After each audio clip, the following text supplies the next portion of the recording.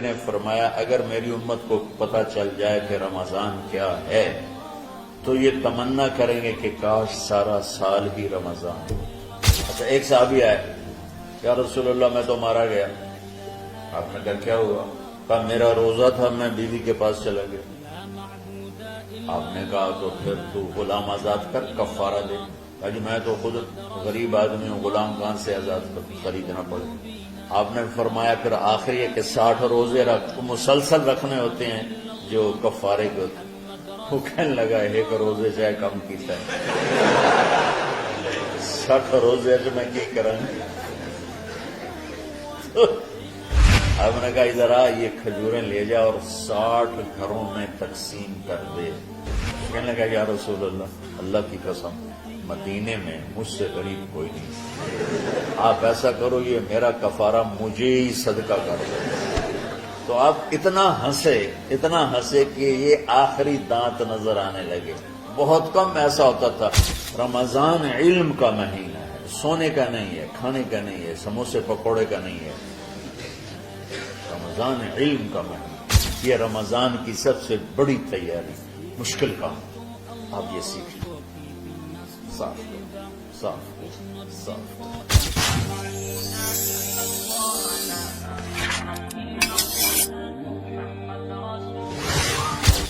سارے مہینوں کے نام عربوں نے رکھے، محرم، صفر، ربیع الاول، ربیع الثانی، جمادی الاولی، جمادی الثانی، رجب، شعبان، رمضان، شوال، ذوالقعدہ، ذوالحج۔ اس میں جو رمضان ہے یہ نام اللہ نے رکھا، باقی مہینوں کے نام تو رکھے عربوں نے۔ پھر ان کی زبان پہ اللہ لایا رمضان، چونکہ ابھی تو دنیا بھی نہیں بنی تھی اور اللہ نے قرآن کی تلاوت فرمائی تھی، تو اس قرآن میں تھا شہر رمضان الذی انزل فیہ القرآن۔ تو رمضان کا نام اللہ نے پہلے سے چن رکھا تھا، پھر ان سے رکھوا دیا۔ رمضان کہتے ہیں رمض یرمز، جل جانا، جل جانا۔ رمضان کو رمضان کیوں کہتے ہیں؟ اس میں گناہ جل جاتے ہیں۔ مسلمان پہلا روزہ رکھتا ہے اور اس کے گناہ اللہ جلانا شروع کرتا ہے، اس کی بھوک پیاس کی آگ میں گناہوں کو ڈالتا ہے، جلاتا ہے۔ آخر 29 رمضان یا 30 رمضان آخری رات اللہ تعالیٰ اس کی پچھلے سال کے سارے گناہ معاف فرما دیتا ہے۔ تو اس کو اس سے تشبیہ دی گئی کہ جیسے جلنے سے چیز ختم ہو جاتی ہے، رمضان کے روزے کی بھوک اور پیاس کی تپش سے اللہ تعالیٰ پچھلے سال کے سارے گناہوں کو معاف فرما دیتا ہے۔ تو ہم نے رمضان میں شروع کی کہ یہ رحمتوں کا مہینہ، ہر چیز کی برکت کا مہینہ، ہر شے کی اللہ کی طرف سے فراوانی اس میں ہے، علم کی بھی، ہدایت کی بھی، رزق کی بھی۔ پھر اللہ نے اس مہینے کا نام خود رکھا شہر رمضان، شہر رمضان۔ اس میں شب قدر رکھی، اس میں رات کی ایک نماز۔ اچھا پہلی امتوں پہ روزہ فرض تھا افطاری سے افطاری، افطاری سے افطاری، بہت شدید تھا، 24 گھنٹے کا روزہ۔ بس افطاری کے بعد آنکھ لگ جاتی تو روزہ اگلا شروع ہو جاتا۔ تو ہم پر بھی پہلے ایسے ہی روزہ ہوتا رہا، افطاری سے افطاری۔ تو ابن سرمہ رضی اللہ تعالی عنہ اونٹ چرانے والے تھے، وہ شام کو لوٹے تو بیوی سے پوچھا کوئی افطاری کا سامان ہے؟ انہوں نے کہا ہے تو نہیں، میں کہیں سے لے آتی ہوں۔ وہ گئیں افطاری کا کوئی سامان لینے، ان کو تھوڑی دیر ہو گئی اور ان کی آنکھ لگ گئی، تھکے ہوئے تھے، سورج ڈوب گیا۔ جب وہ آئیں تو ان کا ہائے سرما تو ہلاک ہو گیا۔ کیا ہوا؟ کہا اگلا روزہ شروع ہو کیونکہ تیری آنکھ لگ گئی۔ تو انہوں نے کہا چلو کوئی بات نہیں، لیکن ظہر کے وقت بے ہوش ہو گئے۔ ایک روایت میں آتا ہے نماز پڑھنے آئے اور گر گئے، اور ایک میں آتا ہے گھر میں بے ہوش ہوئے۔ تو جو بھی صورتحال تھی اللہ کے نبی کو پتہ چلا۔ کیا ہوا؟ سرما کہا جی وہ افطاری کر نہیں سکے تو روزہ شروع ہو گیا تو بے ہوش ہو گئے. تو اللہ کے نبی رنجیدہ ہوئے تو اللہ تعالیٰ نے قرآن اتار دیا، چلو میرے محبوب ساری رات کھاؤ حتی یتبین لکم الخیط الابیض من الخیط الاسود من الفجر، کہ میرے محبوب صبح صادق تک آپ کی امت کو اجازت ہے کھاؤ. پہلی امتوں پر افطاری سے افطاری، لیکن ان کی نماز تراویح نہیں تھی. تو ہمیں اللہ تعالیٰ نے دیا سحری تک پوری رات. اچھا ایک صحابی آئے، یا رسول اللہ میں تو مارا گیا. آپ نے کہا کیا ہوا؟ کہا میرا روزہ تھا، میں بیوی کے پاس چلا گیا. آپ نے کہا تو پھر تو غلام آزاد کر، کفارہ دے. کہا جی میں تو خود غریب آدمی ہوں، غلام کہاں سے آزاد خریدنا پڑے. آپ نے کہا 60 مسکینوں کو کھانا کھلاؤں. کہ میں آپ مسکین ہیں، میں کینوں کھانا کھلاؤں. آپ نے فرمایا پھر آخری ہے کہ 60 روزے مسلسل رکھنے ہوتے ہیں جو کفارے کے ہوتے ہیں. وہ کہنے لگا ایک روزے چاہے کم کیتا ہے،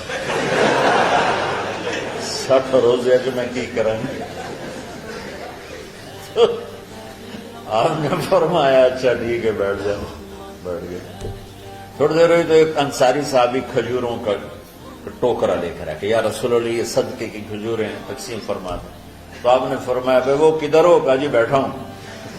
آپ نے کہا ادھر آ، یہ کھجوریں لے جا اور 60 گھروں میں تقسیم کر دے. سبحان اللہ. اللہ نے اس امت کو لاڈ لڈائے ہیں، یہ اللہ کی لاڈلی امت. عجیب واقعہ یہ. کہنے لگا یا رسول اللہ کی قسم مدینے میں مجھ سے غریب کوئی نہیں، آپ ایسا کرو یہ میرا کفارہ مجھے ہی صدقہ کرو. تو آپ اتنا ہنسے کہ یہ آخری دانت نظر آنے لگے. بہت کم ایسا ہوتا تھا. فضحك حتى بدت نواجذه، ایسا ہنسنا آپ کبھی کبھی ہنستے تھے کہ آخری دانت پورا منہ کھل جائے. تو آپ اتنا ہنسے کہ آخری دانت تک نظر آنے لگے. تو آپ نے کہا اچھا جا لہ جا تیرے واسطے، لیکن یہ صرف تیرے لیے اور کسی کے لیے نہیں. تو جب ایسی خیانت ہوئی تو اللہ تعالیٰ نے دوسرا حکم بھی اتار دیا، باشروہن، کہ تمہارے لیے بیوی بھی حلال ہے، کھانا بھی حلال ہے جب تک صبح صادق نہیں ہو جاتی. لیکن اللہ نے ہمیں ایک نماز عطا فرما دی جس کو ہم آج صلاۃ التراویح کہتے ہیں. میرے نبی کے زمانے میں اسے قیام اللیل کہا جاتا تھا. تراویح کا نام کب پڑا اس کا تو مجھے پتہ نہیں، کہیں نہ کہیں لکھا ہوگا، لیکن صحابہ کے دور میں اس نماز کا نام تھا قیام اللیل.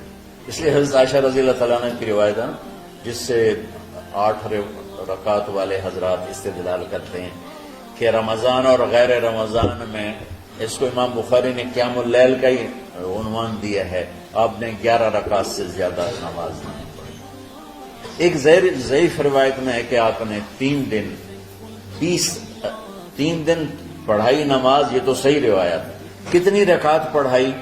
تو ایک ضعیف روایت میں ہے کہ 20 رکعت پڑھائی. اچھا ضعیف روایت سے عبادت ثابت نہیں ہو سکتی حکم شرعی. تو جب حضرت عمر رضی اللہ تعالیٰ عنہ نے سب کو، میرے نبی کے دور میں 3 دن کے بعد آپ تو آئے نہیں کہ کہیں فرض نہ ہو جائے، تو صحابہ اپنے طور پر قرآن سنتے تھے ٹولیوں میں. صدیقی دور میں 2 سال وہ فتنوں میں گزرا، تو اس میں بھی اسی طرح چلا کہ ٹولیوں میں ہوتی. حضرت عمر رضی اللہ عنہ کے زمانے میں حکومت مضبوط ہو گئی، طاقتور ہو گئے. تو ابتدائی سالوں میں نہیں، چند سالوں کے بعد اب مسجد میں تشریف لائے تو لوگ اس طرح کوئی 4 ادھر 4 ادھر 5 ادھر 10 ادھر 20 ادھر. کہنے لگے ان کو ایک امام پہ جمع کر دیا جائے تو کتنا اچھا ہوگا. تو آپ نے سب کو اکٹھا کیا اور ابی بن کعب رضی اللہ تعالیٰ عنہ کو امام بنایا اور سب کو ایک نماز پہ جمع کر کے 20 رکعت کا حکم عطا فرمایا. تو حضرت عمر کا یہ عمل اس حدیث کو مضبوط کر دیتا ہے کہ چونکہ میرے نبی نے کہا علیکم بسنتی و سنت الخلفاء الراشدین من بعدی، کہ میری اور میرے خلفاء راشدین کی سنت پر مضبوطی سے عمل کرنا. تو حضرت عمر کا جو 20 رکعت طے کرنا ہے، اگر ان کا اپنا اجتہاد ہے تو بھی ہمارے لیے عمل کے لیے کافی ہے. اور اگر ان کو یہ یاد ہے کہ